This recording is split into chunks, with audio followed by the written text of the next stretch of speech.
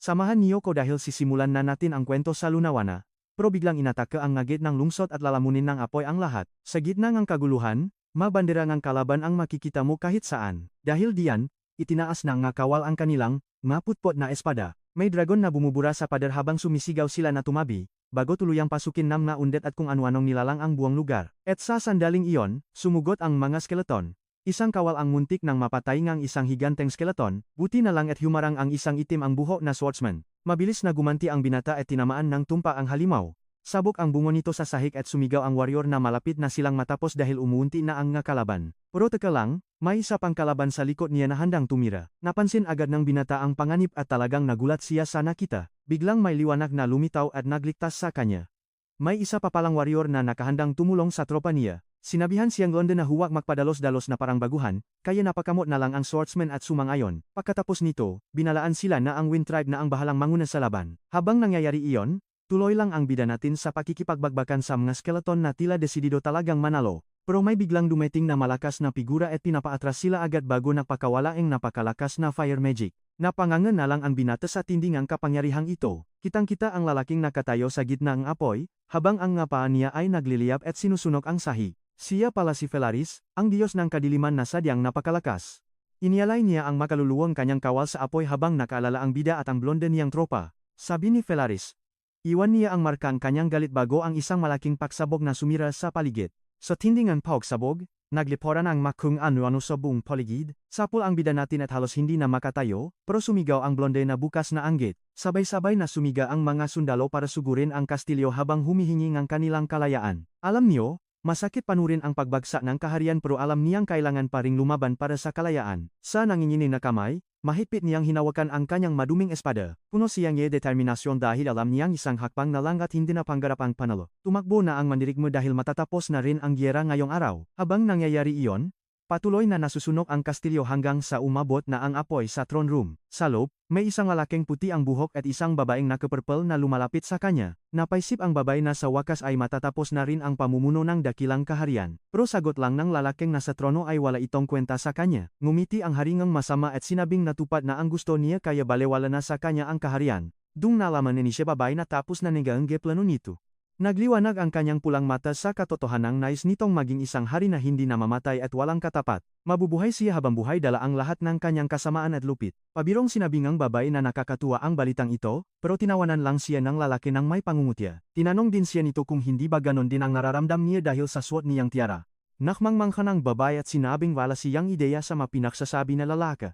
Tumawa lang ito at sinabing matagal na namang nahiwalay ang landas nilang dalawa kaya hindi na ito mahalaga. Gamit ang kanyang staff, akmava ang lalaki ng magic circle sa pada at nakbukas ang isang portal. Hindi na siya nagdalawang isip na pumasok habang nagpapaalam kay Arunakara gamit ang buo nitong pangalan. Pinanot lang ni Arunakara, ang dati niyang kakampi habang paalis ito. Nagpaalam din siya kay Sarvin, ang huling gobernador na Lodos, bago lumipat ang eksena sa madilim na hagdanan. Ang tanging liwanag na lang ay galing sa masulo habang pababa si Sarvin sa hindi alam na lugar. At bago tayo matapos, isang gintong maskara ang nahulog na talagang kukuha sa inyong atensyon. Guys, makinig kayo.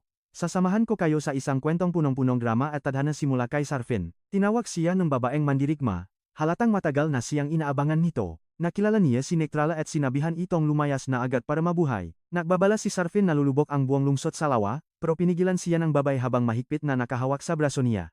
Tinawag siyang tito at nagreklamong hindi raw niya tinupat ang pangako ng kanyang posisyon, pero dedma lang si Sarvin at tumingin sa malayo na parang walang pakialam. Inanggat niya ang kanyang magic staff at binigay ito. Nagulat ang babae dahil emblem pala ito NG Gobernador. Sabi niya, iukit ang pangalan dito dahil siya na ang bagong pinuno ng Lodos. Pero despradong nagtanong ang warrior kung anong mangyayari sa buong kaharian nila. Tumalikot ang lalaki at sinabing guguho ang lahat, pero sa kanya na ang legacy. Gamitin daw ang lakas at talino para magpasya sa kapalaran ng isla. Naiwang mag-isa ang bagong leader habang mahigpit na hawa ang staff sa dilim. Dito na tayo kabahan. Makikita sa mukha niya ang matinding takot at determinasyon sa harap ng ganitong responsibilidad. Biglang may lumitaw na kulay ube na aura sa paligid niya. Isinumpa niyang hindi niya mapapatawad ang mga nanggulo sa kanya. Nagliyap ang kanyang mata at babawiin daw niya ang lahat ng ninakaw sa kanya. At heto na ang Lodos, isang lupain na makikilala balang araw bilang islang sinumpa. Nagsimula ang lahat sa isang malaking bundok malapit sa isang tahimik na nayon sa gilid ng lawa. Napapaligiran ng mga bakot na kahoy ang baryong ito sa paanan ng gabato. Napakaganda ng sikat ng araw at dahan-dahang humihihip ang hangin sa mga dahon ng puno, puro nabasag ang katahimikan ng may maglakat sa kalsada. Isang magandang redhead na nakaputing kapa, papunta sa gate. Paglapit niya, ngumiti ang mga guwardiya at pinati siya, na isang masiglang magandang umaga. Pagpasok sa mapader, makikita natin na sobrang busy ng mga tao sa loob. Punong-puno ang Main Street ng mga residenteng nagtitinda at namimili dahil market day pala nila. Habang naglalakad, sinalubong ang babaeng isang masayahing tindera sa palengke. May tindero namang sumisigaw ng special discount para sa paparating na malaking festival. Ngumiti lang ng matamis ang ating bida at magalang na binati ang mga tindero doon. Tinawag siyang Serafina at binigyan ng mga prutas para dalhin sa training grounds. Nagulat siya sa dami nito pero sabi ni aling tindera, maliit na pasasalamat lang daw iyon. Pinapasabi rin niya sa captain na huwag masyadong pagurin ang asawa niyang puyat na puyat na. Aminin niyo, nakakakilig ito. Namula si Serafina nang asarin siyang huwag ubusin ang prutas para sa kanyang boyfriend. Napunta tayo sa isang arena kung saan seryosong nag-ensayo ang mga mandirig magamit ang espada. Rinig na rinig sa hangin ang tunog ng mga nababangga ang espada sa gitna ng kurtyar. May isang lalaking nakasuot ng berde na mabilis na sumusugot para atakihin ang kanyang kalaban. Subalit, suwabeng umiwas ang captain at pinatit ang bata. Masyado raw malalaki ang galaw nito at madaling basahin para sa isang kalaban. Sa lakas ng pagbagsak, tumalsik ang espada ng bata habang napapaaray siya sa sakit. Tinutukan siya ng captain at sinabing kahit goblin ay hindi niya kayang talunin ng ganyan. Buong gilas na nagtanong ang instructor kung paano niya poprotektahan ang nayon kung mahina siya. Humarap din siya sa ibang estudyante at nagalit dahil ang babagal daw nilang kumilos. Halatang pagod na ang lahat habang nakikinig sa sermon ng kanilang galit na instructor. May isang naglakas-loob na sabihing kailangan pa nilang mahanda para sa piyesta bukas. Biglang dumating si Serafina bitbit ang makaprutas at nakiusap na pauway ng makalalaki. Pagkakita sa dalaga, biglang napatayo ang trainee na kanina ay nakahandusay at ngiti-ngiti pa. Tinulungan niya agad ito sa bitbit na bag habang nagpapasalamat naman ang ating magandang redhead. Pero biglang namula ang lalaki ng asarin siyang ang kasama dahil sa bilis magbagong mood. Hindi sila pinansin ang commander at tinanong kung bakit siya nandun. Sabi niya kailangan ang tulong sa templo. Mabait na nakiusap ang dalaga kung pwedeng tapusin na muna ang training session ngayong araw. At dito muna tayo magtatapos. Tingnan natin sa susunod kung papayag ba ang seryosong captain na ito. Mga lodi, silipin natin ang recruit na deadma sa boss para lang tulungan ang priestess. Bismode ang veteran dahil sa paksway nila kaya naman double training ang parusa niya sa lahat. Walang kiyeme na hinawakan ni Tane ang kamay ng redhead at kumaripas ng takbo palayo sa boss. Nagyawan sa tawa ang buong tropa habang bulyaw naman ng instructor na bumalik agad ang dalawa. Malayo na sila sa arena at napapaligiran na ang natura kaya tumigil na ang ating bida sa pagtakbo. Hawak ang ulo at habol ang hininga, puro reklamo siya sa pagiging combat obsessed ng kanyang boss. Pero ngumiti lang ang redhead at sinabing hayaan na lang dahil may rason naman siguro ang veteran. Sabi niya hindi na kailangan lumabis pa dahil tapos na ang giyera ngayong bagsak na ang kastol. Noong unang panahon, nagdusa ang isla ng Lodos sa malupit na pamumuno ni Salvin sa Magical Kingdom. Pero dahil lalong lumalala ang kasamaan niya araw-araw, nagsanip puwersa ang mga warrior para lumaban at tumapos dito. Doon na nga nawakas ang imperyo at sa wakas ay bumalik na ang kapayapaan sa buong isla. Napaisip ang ating dark-haired na bida habang nakatitik sa dalagang kasama niya matapos marinig ang kwento. Biglang nagbago ang eksena at tumambat ang isang higanteng puno sa tuktok ng burol sa ilalim ng asul na langit. Kalmadong naglakad ang dalawa papunta sa ilalim ng malaking puno habang ninanamnam ang ganda ng paligid nila. Nag-stretch ang redhead dahil sa ganda ng panahon habang ang binata naman ay medyo nahihiyang napaubo. Pulang-pula ang pisngi ng boy at tinawag ang atensyon ng kaibigan. Nagtaka ang dalaga sabay lingon ng may matamis na ngiti at nagtanong kung bakit ba siya mukhang seryoso. Naklakas loob ang swordsman. Inabot niya ang nakasara niyang kamay sa dalaga at may surprise pala siya. Isang magandang kwintas na may asul na hiyas ang bumungat sa kanya kaya naman manghang-mangha ang dalaga sa regalo. Tuwang-tuwa siyang humagigik habang hawak ang kwintas at nagtanong kung kailan pa siya natutong magbigay ng ganitong regalo.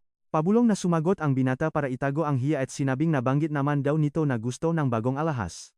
Dahil dito, lumapit ang priestess sa mukha niya na may malambing at sobrang saya na tingin. Nakapikit niyang hiniling sa kanyang mahal na iswat na sa kanya ang kwintas doon mismo sa pwesto nila. Nakita ng warrior ang saya ng dalaga kaya nakahinga siya ng maluwag dahil nagustuhan nito ang sorpresa. Maingat siyang lumapit para isuot ang mahiwagang kwintas sa liengin napakagandang babaeng nakakloak na kaharap niya. Inayos ng redhead ang kanyang buhok at naitanong sa boyfriend kung bagay ba sa style niya ang suot. Walang kiyamang sinigurong binata na mukha siyang sobrang diyosa habang suot-suot ang mahiwagang agimat na iyon. Sa sobrang emosyon, tumalon ang dalaga para yakapin ng mahigpit ang kanyang mahal habang paulit-ulit na nagpapasalamat. Nabigla ang binata at gustong kumawala dahil baka may makakita sa kanila. Pero pinakalma siya ng babay dahil wala namang tao kaya nayakapan lang sila. Heto na, ihanda ang nga puso niyo dahil biglang nagiba ang langit at nagliliparan na ang nga dahon. Habang nakangiti pa rin ang dalaga, nakaramdam ang panganib ang swordsman at tumingala. Ang kaninang payapang langit ay napuno na ang maitim na ulap ang trahedya. Naglaho ang romantik na eksena at tumambad ang nayon na nilalamon ng malaking apoy at makapal na usok. Isa-isang nadudurok ang nga bahay habang mabilis na kumakalat ang apoy sa bawat sulok ng buong lugar. Sa gitnang malaimpayong paligid, sumigaw sa takot ang ating bida habang ramdam na ramdam ang init ng apoy. Biglang may mag-aanino na may naniningning na pulang mata ang lumabas mula sa makapal na usok. Nanigas sa takot ang warrior at napapatanong kung ano ang mga halimaw na iyon at nasaan na siya. Dumating ang captain at binulyawan ang recruit na mag-focus dahil papalapit na ang mga nakakatakot na undead creatures. Agresibong umatake ang veteran gamit ang kanyang espada para itula pabalik ang nga undead na pumapalibot sa kanila. Dumi-dumi na nga mukhang leader habang sinisigawan ang trainee na itama ang focus at lumaban ng maayos. Grabe, napatili rin ba kayo noong biglang sinaksak sa likod ang captain? Nakakangining ng laman. Halos mamatay sa takot ang bida habang sumisigaw ng tatay, samantalang duguang nakatayo pa rin ang matandang warrior para harapin ang dambuhalang grupo ng halimaw na nakapaligid sa kanila. Kahit alam na niyang katapusan na, matikas pa ring humarap ang veteranong swordsman at handang lumaban hanggang dulo. Humahagulgol naman sa sakit ang bata habang nagmamakaawa, pero bigla na lang nagising ang binata na humihingal sa kanyang kama. Salamat naman at nightmare lang ang lahat. Grabe, akala nating dalawa katapusan na ni Master no? Mga lodi, tara at silipin natin itong matinding kwento na parang panaginip lang na nauwi sa bangungot, pero biglang may tumatagos na kulay orange na liwanag sa ilalim ng kanyang pinto. Nagtaka ang batang mandirigma dahil sobrang weird nito sa gitna ng madilim na gabi. Dahil dito, dahan-dahan siyang lumapit sa labasan para alamin kung ano ba ang nagaganap sa labas. Nilakasan niya ang kanyang loop at hinawakan ang doorknob para buksan ang pinto. Isang nakakasilaw na liwanag ang bumungad sa kanya na may kasamang nakakatakot na eksena. Literal na napatigil at nasyok ang bata sa sobrang lalang na nasasihan niya sa harap mismo ng kanyang bahay. Yung buong baryo pala ay nilalamon na naapoy at maraming tao na ang nakahandusay sa paligid. Wala ka nang makikita kundi puro pakawasa habang tinutupok ng apoy ang bahay at mga taga-baryo. Biglang, may sumabo na gusali kaya tumalsik ang bida natin sa lakas ng impact. Isang makapal at maitim na usok ang bumalot sa langit kasabay ng pagbagsak ng mainit na abo. Ramdam na ramdam ang sobrang init nga apoy na tila ubusin na ang buong payapang lugar na ito. Dito na nga magsisimula ang bangungot na hinding-hindi niyo gugustuhing maranasan sa totoong buhay. Pagkatapos ng pagsabo, gumulong-gulong sa maduming lupa ang ating bida habang pilit na bumabangon. Habang punong dumi ang muha, napaisip siya kung sinong demonyo ang gagawa nito. Pero pagtingin niya sa kalsada, yung nga skeleton monster sa panaginip niya ay nandito na at umatake. Agad niyang binunot ang kanyang espada habang nagtataka kung saan nanggaling ang mga halimaw na ito. Walang awang sumusugot ang nga-undead at pinupulbos ang lahat ng madaanan nila sa paligid. Punong-punong galit na hinawakan niya nang mahigpit ang kanyang sandata at handa na siyang makipagbagbakan. Isang monster ang sumugot at iwinasiwas ang kinalawang na talim para tagayin siya. Sa bilis ng kanyang reflexes, sinalag niya ang atake kaya naktilamsikan ang nga sparks. Mabilis siyang gumanting ng isang swabe at eksaktong saksak na tumama mismo sa katawan ng kalaban. Dahil dito, tumba ang halimaw habang ang ibang na skeleton ay nakatingin lang sa ating batang bida. Pero agad na may sumulpot na dambuhalang kalaban at itinaas ang matalim na palakol para tamaan siya. Mabilis na umiwas ang binata sa mabigat na palakol at bumawi ng isang malakas na hiwa.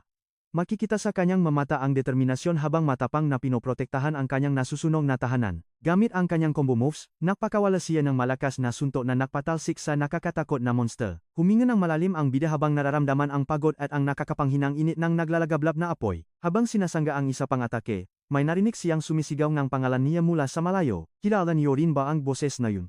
Ayun. Si Serafine pala na napapaligiran na nage mangamandirigma nage baryo. Gamit ang kanyang protective magic, pinagduktong ng magandang priestess ang kanyang nga kamay para magdasal ng isang makapangyarihang orasyon. Habang nangyayari yun, tinatabas naman ng blondeng veterano ang mga kaway para panatilihing ligtas ang dalaga. Gamit ang kanyang buong lakas, hinating ang master sa dalawa ang halimaw para tuluyang pabagsakin ang kalaban. Nalinis ang banal na liwanag ang lupa pero inutos ang kapitan na ituloy lang ang mahika. Kaso, biglang tinamaan ang leader mula sa likod gaya ang nangyari sa kanyang masamang panaginip. Nang makita ang nangyari, kumaripas ng takbo ang apprentice natin at sinipa ng malakas ang halimaw, nailitas niya ang kanyang master. Punong ang galit at takot, sumigaw ang bida na pupunta siya para tulungan ang mahal niya. Sa sandaling yun, isang dambuhalang haligi ng banal na liwanag ang pumailan lang sa langit at tumalaw sa kadiliman. Habang lumulutang sa hangin, patuloy ang magandang priestess sa kanyang spell. Pagkatapos, ang ngamatangang dalaga ay biglang nagliwanag ng matindi ngang kulay berdeng mahika. Dahil dito, kumalat ang liwanag sa buong baryo at unti-unting natutunaw ang nga nakatakot na nilalang. Dahil sa sobrang silaw, kinailangang takpan ng ating bida ang kanyang mukha gamit ang kanyang braso. Sa mga sandaling ito, nahihirap ang mga undead monsters, habang nagiging abo sila sa harap ng banal na mahika. Pagkatapos, isang napakalaking haligi ng enerhiya ang bumaba mula sa langit na bumalot sa malaking bahagi ng baryo. Maya-maya lang ay naksimula ng humina ang spell at ang dambuhalang liwanag ay unti-unti na ring naklalaho. Nang matapos ang mahika, nawalan ng lakas ang magandang dalaga at napaluhod na lang siya sa maduming lupa. Dali-daling tumakbo ang bida sa kanya habang isinisigaw ang kanyang pangalan. Lumuhod siya sa tabi ng priestess at nag-alalang tinanong kung ayos lang ba siya. Sinabi ng dalaga na pagod lang siya habang pinagmamasdan nilang dalawa ang pakawasa sa kanilang paligid. Sinubukan ng bida na maging positibo at ngumiting tinalo na nila ang lahat ng mga halimaw. Pero hinawakan ng dalaga ang kamay ng bida nang may halong takot at sinabing hindi pa tapos ang laban. Nagbabala siya nang nangingini ang boses na hindi lahat ay tinablan at pinatingin ang bida sa likod niya kasabay ng nakakangilabot na tuktugin. Lumingon ang bida ng may gulat at napagtantong malayo pa sa katotohanan na ligtas na sila. Sa sandaling yun, mas marami pang skeleton monsters ang lumabas mula sa apoy. Ito na ang huling hirit natin sa tingin niyo. Makakaligtas pa kaya ang ating mga bida? Tara, samahan niyo ako sa kwentong ito kung saan sugat-sugat na ang ating bida. Agad na humarang ang bida sa harap ng syota niya para salagin ang bawat taga. Napangiwi na lang ang bata dahil sa lala ng lakas ng halimaw na gustong tumiris sa kanya. Alam niyang hindi na siya makakailak kaya pumikit na lang siya habang nahihintay ng huling sandali. Sa tindi ng takot, sumigaw na lang ang babaeng nakaputi habang tinatawag ang pangalan ng kanyang tagapagtanggol. Biglang pa, may biglang kislap at may humarang na talim sa huling segundo. Laking gulat nila nang sumulpot ang astik na blonde na kapitan dala ang kanyang matibay na kalasak. Sabay ngiti ang lolo niyo at sinabing ganyan ang napapalakapa lampa ang porma mo sa laban. O ayan, panoorin niyo, dumating na rin ang ibang mga warrior para tumulong sa matinding bagbakan na ito. Napangiti ng malapat ang ating fighter nang makitang ligtas at buhay ang lahat ng mga tropa niya. Nabuhayan din ang redhead na priestess dahil alam niyang magsasama-sama silang iligtas ang kanilang buong baryo. Nanguna na ang matapang na commander at sumigaw para ihanda ang lahat ng kanyang ngatauhan. Palaban na ang tingin ng recruit at bumalik ang kumpiyansa niyang siguradong mananalo sila sa laban. Walang takot na sumugot ang bata habang sumisigaw at iwinagaywe ang kanyang sandata. Nagpatuloy ang madugong engkwentro habang ang matatalim na kidlat ay nagbibigay ng liwanag sa madilim at makulimlim na kalangitan. Unti-unting kumalma ang paligid at naitumba rin nga defender ang nga nakatakot na kalaban doon. Pagod na nag-usap ang magwardya, masaya dahil kontrolado na ang lahat, pero biglang bumigat ang aura ng may isang taga-baryong humagulgol, habang yakap ang bangkay. Tahimik na lang na nanonot ang kapitan at ang dalawang bata sa matinding saklap. Pagkatapos, tumingala ang leader ng grupo at tinitigan ang nga itim na ulap na namumuo sa itaas. Nag-iba na ang panahon at mahinang nagbabala ang veterano na mukhang may malakas na ulan na darating. At heto na, alam ko ang iniisip niyo, kailangan nila ngang himala. Nagsimula ng pumatak ang ulan sa lupang puno ng abo at wasak na gamit. Maya-maya pa, bumuhos ang malakas na bayo para apulahin ang apoy. Habang umulan, nakikot ang mga gwardiya sa baryo sa gitna ng maraming mga bangkay na nakahandusay sa kalsada. Sa gitna ng daan, sumisigaw ang kapitan at inutusan ang kanyang natauhan na mahanap pa ang MG survivor. Seryosong pinagmamasdan ng batang trainee ang paligid habang nag-uumapaw ang matinding galit sa kanyang puso. Bigla na lang may mabilis na aninong dumaan sa tabi ng bata at malakas siyang napatumba sa lupa. Isang matangkat na lalaking nakahut ang aninong iyon, tago ang mukha at may nalilisik na dilaw na mga mata. Habang nakaluhod, kinuhang recruit ang kanyang espada at lumingon ng may halongput at galit. Ramdam niyang atake na ang kalaban, kaya sumugot ang leader dala ang kanyang talim. Pero mabilis na tumalon ang misteryosong lalaki at madaling iniwasan ang atake. Galit na inatakang gobatang swordsman ang kalaban sa ere habang sumisigaw ng pakalakas-lakas. Umaling khawkhang tunok ng kanilang makasandata at akat na pumesto ang blonde na warrior. Kalmadong lumapak ang paan kalaban sa gitna ng plaza. Maya-maya, may guwardyang sumigaw mula sa malayo dahil may nahanap siyang sugatan pero buhay pa na taga-baryo sa ilalim ng maguho. Dahil sa pag-aalala, lumingon sandali ang leader ng grupo at nawala ang kanyang fokus sa laban. Takot na takot ang taga-baryo nang mabilis na lumipat ang itim na anino sa harapan niya. Tumigil ang misteryosong puting buhok na kontrabida sa gitna ng bahay. Tinitigan niya ang lahat gamit ang kanyang nanlilisik na pulang nga mata na punong-punong kasamaan at walang bahit ng awa. Sinubukang palibutan ng mga warrior ang kontrabida habang kinikilabutan sila sa tindi ng aura nito. Masamang tingin ang ibinigay ng mage at napansing nakatayo pa rin ang mga hamak na tao na ito. Bigla siyang napakawala ang itim na enerhiya kaya napaatras ang mga takot na sundalo. Habang nakatingin ng may pandidiri, nagtaka siya kung bakit hindi pa naubos ang buong baryong ito. Kahit takot, humakbang pasulong ang kapitan hawa ang kanyang sandata at nagbabala na delikado ang lugar na ito. Sinabing ang veteran na sumulpot lang ang nga monster at kinuha ang lugar para pigilan ang kanyang pagusat. Ngumiti ang maputlang nilalang at nagtanong kung bantay ba ang hamak na taong iyon. Lumapit pa ang nakamaskarang lalaki at sinabing mukhang hindi naman daw ito ganun kalakas para lumaban sa kanya. Nahanda ang blonde na leader dahil hindi niya maintindihan ang sinasabi ng taong akala niya ay nawawalang sibilyan. Pero sa isang iglap, kuminang ang kanyang nga mata at nagtanong kung siya ba ang namumuno sa grupong ito. Sa sandaling iyon, naramdaman ng kapitan ang panganib at nilamon siya ng matinding takot sa kanyang katawan. Nang makita ang aura ng estranghero, nanlaki ang nga mata ng priestess at sumigaw na lumayas na silang lahat.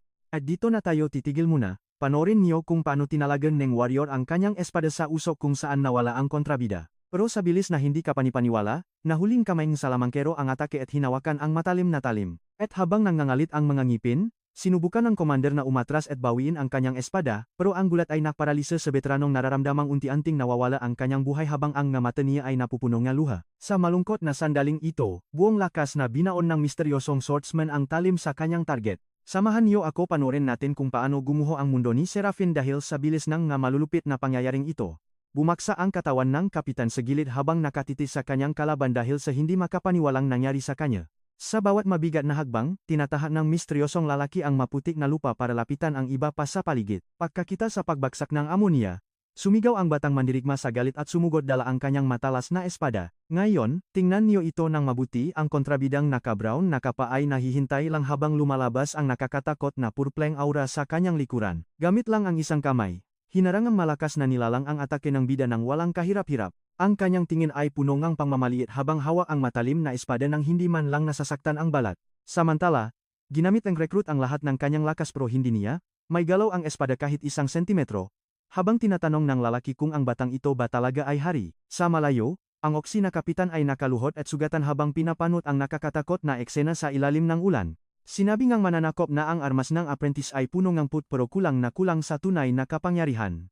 Dahil dito, nagulat ang batang swordsman sa sobrang laking agwat ang kanilang lakas sa isa't isa. Pinatalsik na yung puting buhok na villain ang espada ng bata sa isang pitik lang. Pero hindi sumuko ang bata at sumubok muli gamit ang lahat ng galit sa kanyang dibdib. Pero naharang muli ang atake, at ang espada ng apprentice ay nagsimula ng mabasag sa harap nila. Napunong ang kawalan ng pag-asa ang matangang bida dahil wala siyang laban, habang nakangiti lang ang malupit na lalaki. Nahanda ang maputlang lalaki ng isang mabilis at mapanirang counterattack, at sa isang malakas na suntok sa dibdib, tumilapon ang batang lalaki ng napakalayo. Sinabi ngang villain na sa sobrang hina nito, walang magagawa ang batang mandirigma na kahit anong kapaki-pakinabang sa mundo. Pagkatapos, sinakal niya ang mandirigma at binuhat ito mula sa lupa ng parang wala lang bigat. Alam ko ang iniisip niyo, mukhang talo na talaga ang bida natin habang hindi siya makahinga sa higpit ngang pakakasakal sa kanya sa ilalim ng ulan at kidlat. Pagkatapos, itinaas ang invader ang sarili niyang espada para tapusin na ang buhay ng batang recruit. Nakita sa matanggang bata ang papalapit na talim habang hinaharap niya ang sarili niyang kamatayan. At sa isang mabilis na hataw, tinamaan ng villain ang batang mandirigma sa dibdib, na naglabas ng sobrang leking enerhiya sa tindingang impact. Mula sa malayo, nanonot ang priestess na may pulang buhok habang nakikitang bumabagsak na ang kanyang minamahal. Tinapan niya ang kanyang bibig sa sobrang gulat, hindi makapaniwala sa madugong eksenang nangyayari sa harap niya. Walang buhay na bumaksa ang katawan ng bida sa putik,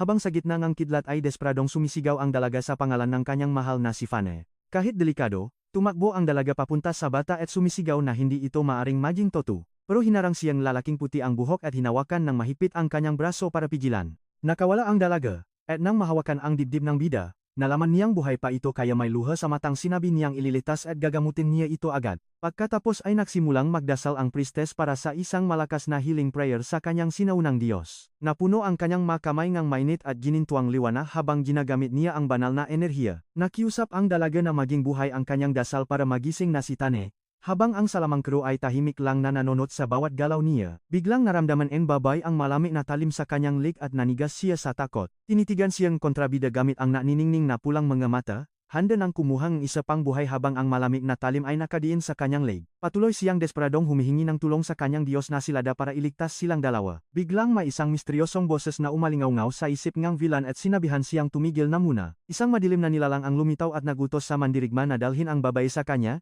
kaya yumuko ang lalaki at sumunod sa utos ang kanyang amo. Sinunod niya ang utos at hinila ang priestess na nakatitis sa kanya nang may matinding takot sa mata. Malamig siyang sinabihan ng invader na alis na sila dahil pinapatawag na siya ng Viceroy ngayon din. Sumiga ang dalaga na pakawalan siya habang pilit na kinakalatkat palayo sa kanyang mahal na nakahandusay sa lupa.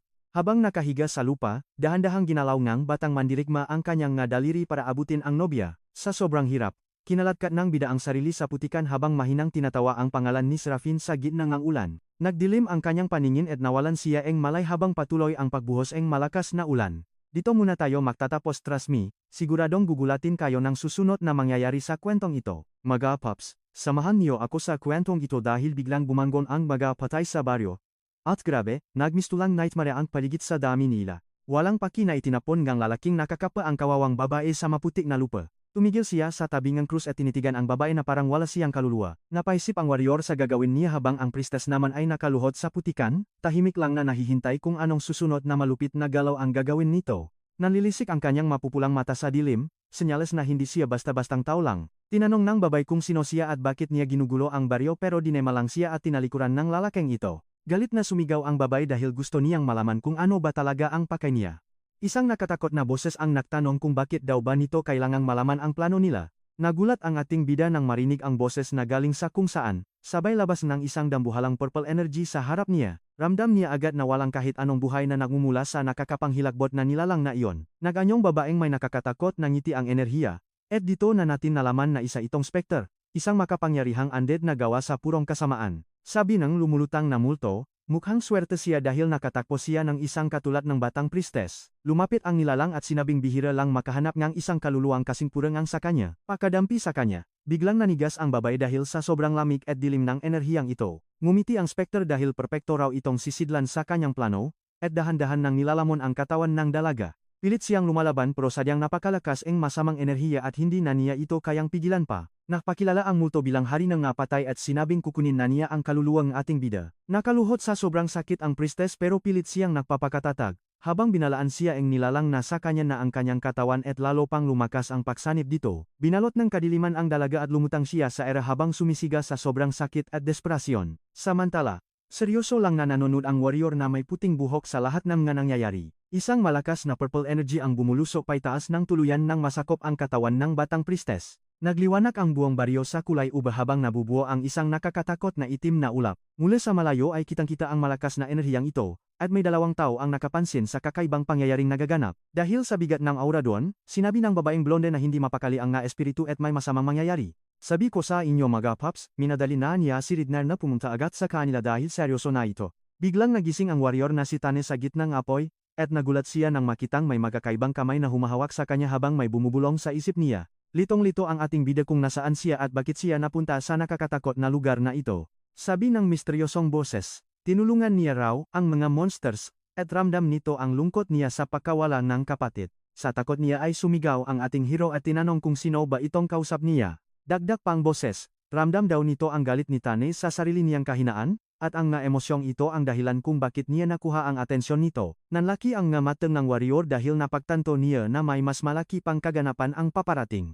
Isang higanteng anino na may mapupulang mata ang lumitaw mula sa mga apoy sa harap ng ating bida. Shock na shock si Tane at tinanong kung ano itong nilalang na ito, na nagpakilala naman bilang Fury at sinabing nakit siya sa nagalap na galit ng binata. Napayuko na lang ang warrior sa sobrang lito kung paanong nakuha ngalit niya ang nilalang na ito. Ngumiti ang masamang espiritu at sinabing nakikita niya ang pakikipaglaban ng bida sa kanyang malupit na tadhana. Para kay Fury, masyadong kawaawa ang sitwasyon ng ating bida at nararapat lang siyang tulungan nito. Tumingala ang hero at nagtaka kung siya ba ang tinutukoy nito, pero ang sabi ng nilalang ay tapos na ang lahat at dapat na niyang tanggapin ang kamatayan. Dahil sa matinding galit, nangit-nangit ang mga kamaungang bida at nagsimulang lumabas ang pulang enerhiya sa kanya. Sumigaw siya na hindi niya ito matatanggap dahil hindi pa siya pwedeng mamatay hanggat hindi pa tapos ang lahat. Tumawa lang ang nilalang at tinanong siya kung ano pa bang magagawa ng wasa na katawan nito. Tiningnan ng bida ang kanyang makamay habang nararamdaman ang kakaibang lakas, at dito na nagalok ng deal ang nilalang na si Fury. Nagulat ang ating hero at nag-isip kung anong klaseng offer ba ang ibibigay ng halimaw na ito. Pangako nito, bibigyan niya si Taneng kapangyarihang walang kapantay na yuyukot sa kahit na sino sa mundong ito. Pero siyempre, may kapalit ito, at ang presyong gaylakas na ito ay ang buong pagkataon ni Tane. Punong ngalit at luha ang namatang ang bida habang pumapayak siya para sa paghiganti, kaya tumawa ang halimaw dahil sa determinasyon niya. Grabe, seryoso na talaga ang usapan nating dalawa dito. Samahan niyo ako dahil huli na ang bida natin dinurok ng higanteng kamay ang ngabuto niya. Sinabi ng nilalang na salyado na ang kontrata nila gamit ang dugo at matinding sakit na nararanasan ng ating bida ngayon. Bumukas ang kamay at nahulog ang ating bida sa kumukulong apoy. Inutusan siya ng nilalang na humayo at sirain ang lahat ng nagpapakulong sa kaniya. Pinayuhan siyang maging malaya at gamitin ang kaniyang bagong kapangyarihan sa kahit anong paraan na gusto niya. Balot ng pulang aura, sumigaw ang mandirigma para ilabas ang lahat ng kaniyang galit sa mundo. Sa nayon naman, lumulutang ang babaylan habang balot ng lila na enerhiya. Kumikinang ang kaniyang mga mata habang tuluyan na siyang nagbabago. Biglang sumabo ang itim at lilang enerhiya mula sa katawan ng babaylan nang may napakalakas na puwersa. Pagkatapos, isang pulang shockwave ang tumama sa buong nayon. Sa sobrang lakas nito, Ang nga gusali ay nagsimulang gumuho at manginig sa tindingang impact. May mga sangangang itim na enerhiya na sumibol mula sa lupa pero talsik agad ang mga ito sa lilang liwanag. Ang mandirigmang puti ang buhok ay naipit sa gitna ng hindi inaasahang pagsabog ng lakas na iyon. Napalingon siya sa gulat nang maramdaman niya ang bago at malakas na presensya sa gitna ng labanan. Sa isang kisap mata, lumitaw si Fanny at inatake ang kontrabida gamit ang lakas na hindi pangtao. Gulat na gulat ang lalaking puti ang buhok sa bilis at lakas ng binata. Dito na naningas ang mga mata ng bida sa pulang galit habang nangangalit ang kaniyang mga ngipin saput. Tutukan niyo ito dahil dito na magsisimula ang bakbakan hinarap ng batang bida ang kaniyang kawe ng may matinding determinasyon. Ang kaniyang mukha ay puno na ang purong galit at uhaw sa paghihiganti laban sa kontrabidang iyon. Sa malayo naman, lumulutang ang babaylan na sinaniban at nababalutan ng nakakatakot na lilang enerhiya. Sa tindingang ningning kaniyang mata, nagpakawala ang babae ng isang nakakapangilabot na sigaw sa paligid. Nang makitang nahihirapan ang kaniyang mahal, nangalit ang ngangipin ng bida hanggang sa magdugo ito. Nagpakawala siyang isang mabagsik na atungal para ilabas ang kaniyang galit. Nagtataka ang kontrabida kung paano nakaligtas ang binata dahil sigurado siyang tinamaan niya ito ng diretso kanina. Dito na nagsimulang lumapit ang mga bangkay na taga-nayon para sumali sa laban. Dahan-dahang lumalapit ang mga undet para atakihin ang nag-iisang mandirigma. Sa loob lang ang ilang segundo, napalibutan na ang ating bida ng dosa-dosa ng mga kaway sa paligid niya. Ngumiti ng malupit ang kontrabida at inutusan ang kaniyang mga alipin na tuluyan na ang ating bida. Sumunod sa utos, sumugot ang nga monster para umatake gamit ang kanilang nakalawanging sandata. Nang walang pag-alinlangan, sumugot ang binata at nagsimulang tatarin ang mga undet sa bilis na hindi mo makikita. Balot ng pulang aura, parang anino lang siyang gumagalaw sa gitna ng nga bangkay. Sa isang taga lang, tumba agad ang maraming kawe nang hindi man lang siya humihinto. Pinanot ng kontrabida ang nangyayari nang may interes dahil sa bagong lakas ng mandirigma. Matapos talunin ang nga bangkay, tinitigan ng bida ang kaniyang tunay na kaaway. Nag-apoy ang kaniyang mga mata. Dahan-dahan siyang naglakat sa nawasak na nayon habang naniningning sa pulang enerhiya ang kaniyang espada. Alam kong gusto niyo na rin nagbakbakan, handa na siya para sa totoong laban na magsisimula na gayon. Ngumiti ang kontrabida at tinawag siyang isang berserker, isang mandirigmang galit lang ang nagpapatakbo. Hindi na nagsayang ang oras ang binata at mabilis na sumugot para atakihin ang kalaban niya. Mukhang may napansin ang lalaking puti ang buhok na kakaiba sa kapangyarihan ng kaniyang kalaban sa oras na ito. Malakas siyang pumadya sa lupa at ginamit ang momentum para tumalon patungo sa kaniyang target. Habang nasa ere, nahanda ang batang mandirigmangang isang malakas na tagapababa gamit ang espada. Nahanda ang kontrabida sa impact ng may seryosong ekspresyon sa kaniyang mukha. Ngumiti siya ng may panghahamak at sinabing hindi pa sapat ang ganitong antas ang lakas. Nagbanggaan ang nga espada at kumalat ang isang wave ang enerhiya na sumisira sa lahat ng nasa paligid nila. May kasamang sigangang put. Ibinuhos ang bida ang lahat ng kaniyang lakas para manalo sa tulakan na ito. Napaatras ang kontrabida sa tindi ng lakas ng binata habang nakikipaglaban ito ng buong puwersa. Kahit sa sobrang lakas niya, nararamdaman pa rin ng lalaking puti ang buhok ang bigat ng bida. Dito na hinikpitan ng kontrabida ang hawak sa kaniyang espada habang sumasabo ang mga lilang kislap ng enerhiya. Nagsimulang pumatak ang madugo sa maputik na lupa, habang humahalo ito sa malakas na ulan sa nayon. Makikita natin ang batang mandirigma na hinahawakan ang matalim na talimgang kalaban gamit lang ang kaniyang nga kamay. Punong galit, kumagat ng madiin ang binata habang umagos ang dugo sa sugatan niyang mukha. Sa tinding ang talsik ng dugo, ginamit niya ang itim na enerhiya para itulak palayo ang lalaki. Nakatingin sa langit, sinabi ngang mananakop na hindi hihinto sa paglaban ang bata hanggat hindi ito tuluyang natatalo. Nakaluhod sa wasat na lupa, tinitigan ng bida ang kaniyang kalaban na parang isang hayop na hindi mo makokontrol. Sa sandaling iyon, mas hinikpitan pa ang kontrabida ang hawak sa kaniyang malaking espada para sa kaniyang susunod na galaw. Dahan-dahang tumayo ang madilim na mandirigma habang nililiwanagan ng kidlat ang masamang aura na nakabalot sa kaniya. Diyan muna tayo magtatapos, nagbabala ang kalaban na pwedeng lumaban ang binata hanggang sa huling hininga niya. Malodi. Tutukan niyo ito dahil papasok na tayo sa pinakamatinding bakbakan sa manhwa na ating tatalakayin ngayon. Sumugot ang swordsman na parang pulang kidlat, wasak ang lupa sa bawat mabilis na pag-abante niya sa laban. Nagulat ang kalaban sa lakas kaya hinarang niya ang bawat mabigat na taga ng nangalit na bida habang nagliliparan ang mga sparks. Sa kabilang banda, sinusuri ng lalaking maputi ang buhok ang sitwasyon habang mabilis at tuloy-tuloy ang palitan nila ng matitinding atake sa gitna ng labanan. Gamit ang buong puwersa, umikot ang bida para sa isang napakalakas na sidecut laban sa kanyang mortal na kaaway. Pero naharangang matalim na espada ang atake, dahilan para gumawa ito ng isang malakas na crash sa gitna ng baryo. Kahit naharangan, hindi umabanta ang bata at lalo pang dininan ang kanyang sandata gamit ang kakaibang lakas na superhuman talaga. Mabilis na kumilos ang misteryosong lalaki para mak-counter-attack at nasugatan niya ng malalim sa binti ang ating bida. Sa sobrang habdi, napangiwi ang swordsman pero hindi siya huminto sa pakikipaglaban kahit may matindi siyang iniindang sakit sa katawan. Biglang nakpalabas ng nakakadiring wave kang enerhiya ang kontrabida na nakpatalsik ng napakalayo sa sugatang katawan ng ating bida. Malakas ang impact at bumaon ang sandata ng kalaban sa maputik na lupa habang sinusubukan niyang huminto sa kanyang paggalaw. Walang pahinga dahil sumugod agad ang nakakluak na nilalang mula sa itaas para sa isang matinding saksa laban sa mandirigma.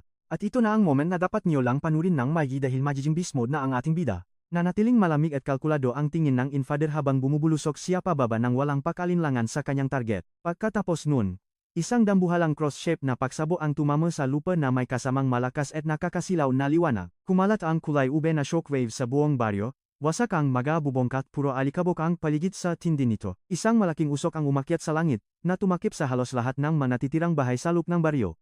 Sa gitnang makapal na usok na iyon, lumabas ang ganinong maputlang lalaki na kalmado lang na naglalakad palabas. Malapit lang doon, ang magandang babaeng may pulang buhok ay lumulutang habang kumakalat ang kanyang madilim na enerhiya sa bagyo. Hinawakan ng entity ang mukha nito bago nagpakita ng isang sobrang nakakatakot at seryosong ngiti na puno ng purong kasamaan at matinding dilim. Sa malayong lugar, makikita natin ang isang magandang diyosa sa kanyang mamahaling trono na lumulutang sa gitna ng napakaraming mga lumang libro sa bundok. Biglang lumutang ang isa sa mga libro at naglabas ang maliwanag na sikat sa gitna, ang tambak ang mga kaalaman doon. Kusang bumukas ang mga pahina nito na nagsasabi kung gaano kadelikado at nakakasira sa sarili ang bukso ng matinding galit.